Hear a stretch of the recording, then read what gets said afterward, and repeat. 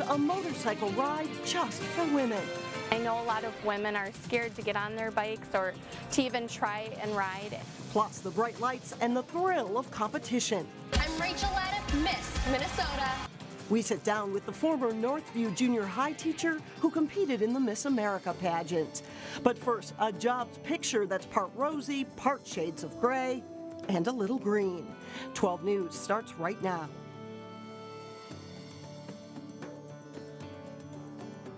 Hello and thanks for joining us. Economic news topped the headlines today, both nationally and locally. On the day the Fed decided against a rate hike, the Minnesota labor market added jobs. Minnesota grew by 7,300 jobs. The two sectors that posted the biggest gains were healthcare and professional and business services, which includes everything from lawyers to computer programmers. But there's more to this jobs picture than meets the eye. Growth in manufacturing and construction continues to lag. There is promise in the green building sector. One study says green building is outpacing other construction in the U.S. And a new program in our area is preparing people for that workforce. Here's reporter Shannon Slatton. It only takes a look at the outside of this home to see it's beautiful. However, it requires a walk on the underside to see it is a house that is green. I would say this is a great place to start. It's not always the prettiest, but it's obviously a place where the main function of the house is here. Many features make this house an energy efficient choice. For instance, the spray foam insulation. This wraps all the way around the rim of the home. Robert Thomas Homes, which also builds homes in Plymouth, builds homes that are all tested for energy efficiency by a third party. Any builder, any person can make that statement that I'm green. So really what we feel is most important is to have that third party. The push to be green is one that is driven by consumers. We're getting more questions about asking about probably more energy efficiency and just what extra practices is that builder doing that are being responsible for our environment. Building those homes requires a skilled workforce, and that's where a new course offered here at Sandberg Learning Center comes in. This is day 4. These students are learning the very basics of construction in a green construction trades course. The industry is starting to realize that we have a role to play in taking care of the environment just like everybody else. A state grant made this program possible for underemployed people like Isaiah Sims, who sees learning this trade as a step into a better career. One day I want to own my own construction business. Chances are when he's done with this course, he'll be matched up with an entry-level job in a high-demand field. It's exciting, you know, starting a new career. In Golden Valley, Shannon Slatton, 12 News. The Green Construction Trades course is only a quarter full. If you're interested in applying for the 4-week course, you can check out our website. It's 12.tv. The city of Crystal is celebrating a new facility that officials say was badly needed. Wednesday night, the city opened its new $13 million public works building on West Broadway Avenue. The facility stores all the equipment the city needs to maintain its streets, utilities, and parks. So this building brings all 3 of those divisions together. So more efficient, workflow management, better communication, just because the physical space is conducive to allowing all the staff to talk and just kind of stay up to speed on stuff. So I'm really looking forward to the building from an operational standpoint and kind of, bringing our maintenance crews together into one facility in service to the city. Officials say the old facility was badly outdated and its ventilation system posed a safety risk to workers. The new facility solves that problem. If it's maintained well, the new building could serve the city for the next 50 years and beyond. Wayzata Public Schools plan to relocate a daycare and preschool program due to the district's robust growth. The district's Peppermint Fence preschool and early childhood programs are planning a move to Plymouth Plaza at the southwest corner of County Road 6 and 101. They would fill space there that the Minnesota School of Business no longer needs. The preschool and early childhood programs are currently located at Central Middle School, which needs more space for a growing number of middle school students. The source of the Salmonella outbreak that impacted Minnesota Chipotle restaurants, including 2 here in the Northwest Metro, has been traced to tomatoes. Chipotle has since switched suppliers for its tomatoes. 9 people became so sick they had to be hospitalized, but all are now recovering. 2 local Chipotle restaurants affected were the Crystal and Maple Grove Arbor Lakes locations. The number of women motorcycle riders in Minnesota continues to grow. In 2012, there were more than 53,000 female riders. In 2014, that number jumped to 56,000. A Brooklyn Park woman and her fellow riders are trying to increase those numbers by doing a special women's-only run. Sonia Goins has more. Wait, hang on, we got you. You're going to lose your footing right there. Mary Clark and her fellow female riders gathered at her Brooklyn Park home to go over plans for a big ride. This is the route. This is our big route for Saturday. The trio became friends through their love of motorcycles. This is my first bike, my first year riding. This is my 4th season riding. This is my 3rd season riding a motorcycle. For the past month, they've been organizing the first annual V-Ride. I have my camera. You can never go wrong with tie wrap. It is going to be an only female ride, and we don't want any males riding with us. The women say this isn't about bashing men. Men have typically always had each other to ride with because this has typically been a man's world. They want to build up sisterhood. Get some wind in our hair and have some fun talking and telling stories about where they've been and where they come from and where they want to go. This Saturday, the ladies will rev up their engines and ride 45 miles all the way to Hager City, Wisconsin. I love watching the scenery go by. I love watching other riders on the road. I love riding my bike. There's something freeing about being on 2 wheels. The goal is to share that enthusiasm and encourage other women to ride and raise awareness for issues that impact women. We want to do this as an annual thing and eventually raise some money for charities, women's shelter, or some women's cancers. The bikers say they want people to take notice when the all-female group takes to the road. I want them to see sexy. It is so fun to see women riding, and the reactions that you get from the public is just amazing. In Brooklyn Park, Sonia Goins, 12 News. The run kicks off Saturday at 11:15 at Harley-Davidson in St. Paul. For more information on registering, you can go to our website, 12.tv.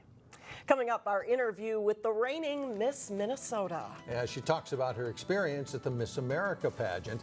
And then later in sports, Cooper takes on St. Louis Park in volleyball. We'll have the highlights. But first, a chill is in the air. Friday is jacket worthy with temperatures only reaching the 60s. A new Miss America was crowned this past weekend during the annual pageant. And unfortunately, the title did not go to Miss Minnesota, but as Delane Cleveland reports, the former art teacher from Northview Junior High in Brooklyn Park is excited for what the future holds.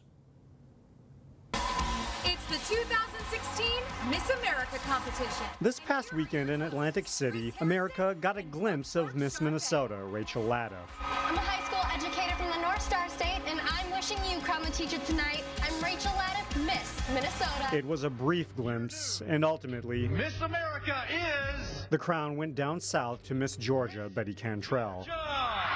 But Miss Minnesota has no hard feelings about the result. I knew that everyone from Minnesota would be supportive of me, and it wasn't my time to win Miss America, but I'm incredibly happy for Miss Georgia, who did win, and loved my experience. Sunday's pageant marks the end of a whirlwind journey filled with public appearances, rehearsals, and several days of preliminary competitions where she showcases her talent, answers an onstage question, and shows off her swimsuit and evening gown. Essentially, it's like a marathon. You have to make sure you have enough energy for all 3 nights, and I felt incredible about my performance, and I have absolutely no regrets, and that was who I wanted to be. Yet throughout all of this, she's proudly advertised the fact that she's a teacher. So these are all tools that We first met Rachel last year when she was an art teacher at Northview Junior High in Brooklyn Park. Her time at Northview influenced her platform of getting students to value themselves. And now she hopes to return to play the role of motivator. Again, I love to go into Brooklyn Park and share my personal message. I love to go into the high schools and,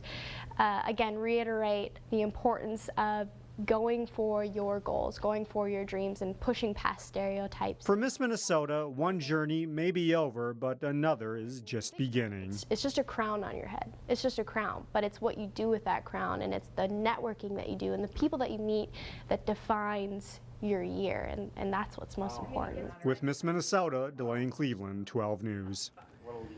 And over the next year, Rachel Laddiff says she wants to go into as many schools as she can to share her message with students of pushing past stereotypes. She will also do work with the Children's Miracle Network, and she hopes to return to her teaching duties in northern Minnesota later in the school year.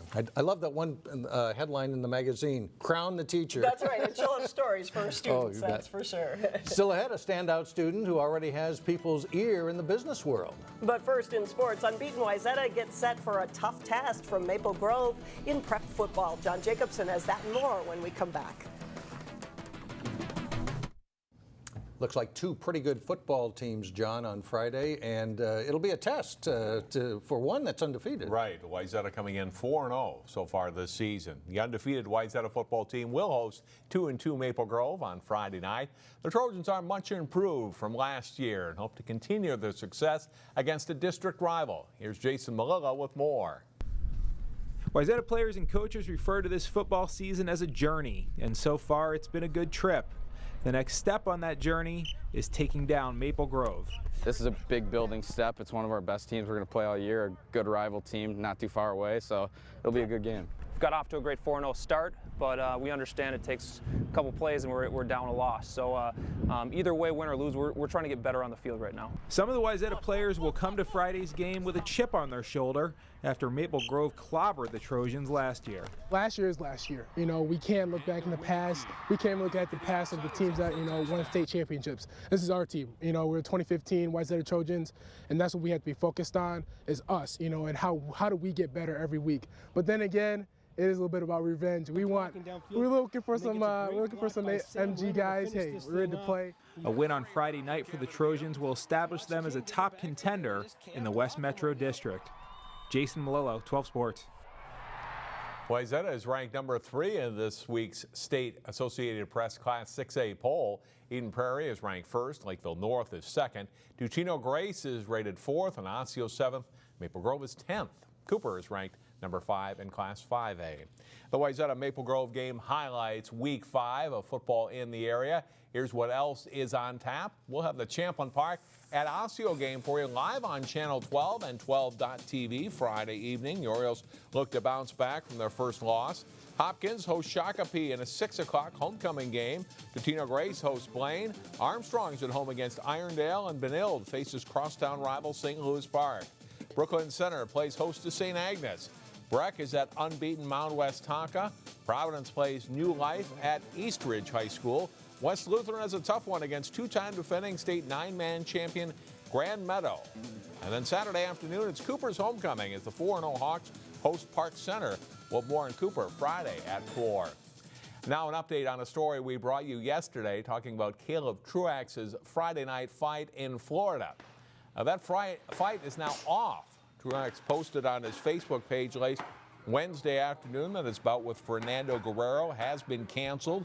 The Osseo native said in his post that there was a mix-up with his medicals and no time to get everything done. He added that he will get everything cleared up and be back in the ring as soon as possible. Truax lost his most recent fight back in April. The Cooper volleyball team has played some tough teams early in the season. The Hawks tried for their first Metro West Conference win of the season when they faced St. Louis Park. Cooper's on the left in set 1. Carolina Ferraz has their first hit block, but gets a second kill here. And the Hawks play well in that opening set. Middle hitter Raina Dixon gets the block and kill on set point as Cooper wins 25-16. St. Louis Park plays much better from there. Ella Trotter with a kill as the Orioles take the second set 25-20. That evens the match at 1-1. The third set also goes to Park. Kim Lindgren's hit Karams off the blockers and out as the Orioles take a 25-21 win. Off a St. Louis Park overpass, Summer Ballard hammers it home for a kill for Cooper in the fourth set. But it's St. Louis Park winning the fourth, 25-15, and they take the match 3-1. And that's Look at Sports today. All right, thanks, John. Still ahead, we are off to Wayzata High School to meet this week's standout student. Can actually become something, and so I pursued it, and it actually has become something. He's not only a standout student, he's also an entrepreneur. We'll meet him next.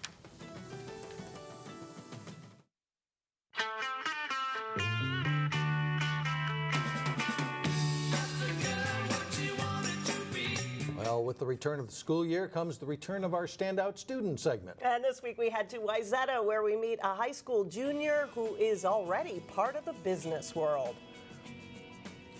It's about employee relations. At Wayzata High School, the company likes the idea of, hey, when we do well, you do well. They like that motivation. It's fitting we find ourselves in an entrepreneurship class because there's a CEO sitting in the room. Sometimes I have to stop and take a moment. I'm like, wow, I'm the CEO of an actual company. The company is Mixers Audio, and 16-year-old founder Bharat Pulgam and his team of 12 Wayzata High School students are the faces behind this startup, with a patent pending for modular and customizable earbuds. Introducing Mixers, the earbuds that not only allow for easy repair, but also unlimited variety for customization. One of 30 students chosen nationally for a youth entrepreneur incubator program called Catapult. They give you education, and then they say, here's what you have to do, go for it. Bharat saw a need and had a solution for earbuds that malfunction. Why am I wasting money buying entirely new sets of earbuds when I can just replace the wire? So we were like, all right, let's make these all modular, make every single part separable, and so when someone breaks a part, they can just snap, twist, and bam, it's fixed and as good as new. It is a huge deal. It's not something that you typically see. Wayzata's talented and gifted coordinator Sue Iverson encouraged Bharat to apply for the entrepreneurship program. He always is the one coming to me, what else can I do? What else can I do? And then also taking a very rigorous academic load and performing really well. Back to Bharat's startup, where he's pitched to investors in Chicago. And as a high school student, every dollar matters. And his team is raising money on a GoFundMe page for product development. They've done their market research. We are the target market. We know exactly what these people around us, these high school students, these college students, what they're looking for in this product. They want affordable, they want repairable, they want customizable, and they want it to be there then and now. The goal is to start selling the product next year. And whether this becomes Bharat's career, he already has the tools for success. I love business. Never thought I'd be a businessman, but the road's shown me the way. And I'll provide some guidance on there. Bharat's dream college is Stanford, and he wants to get a computer science degree and an MBA. That's a couple of years off. I'd say he's well on his way.